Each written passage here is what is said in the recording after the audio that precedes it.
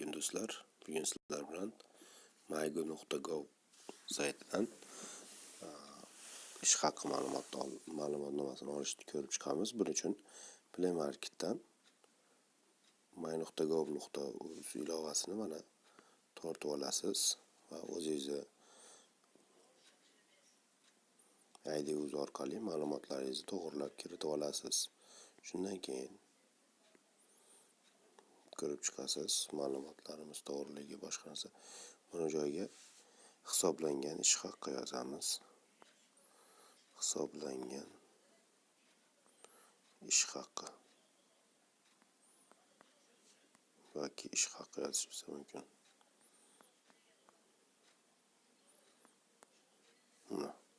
Hisoblangan ish haqi tugmani bosamiz. Xizmat bepul. Xizmat haqida ma'lumot ko'radigan bo'lsangiz, hech qanday nimasi yo'q, bepul.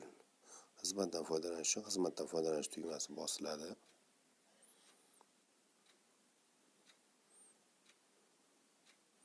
Va kerakli yil tanlanadi. Misol uchun 12-yilmi, 22-yilmi, 20-yilmi ma'lumotlar shakllanish davrini ko'rsatadi.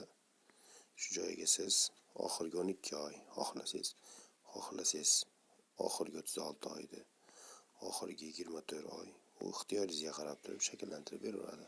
Misol uchun oxirgi 12 oydagi ma'lumotnomani qaysi tilda olmoqchisiz deyapti. Ma'lumotnomani misol uchun lotincha olmoqchiman. Olish tugmasini bosamiz. Olish tugmasi bosilganda o'sha ma'lumotnoma shakllandi. Mana ko'radigan bo'lsangiz, oylik ish haqimiz mana shu holatda shakllanadi. Shuni bemalol olib ishlatib kerakli so'ralgan joylarga berishingiz mumkin.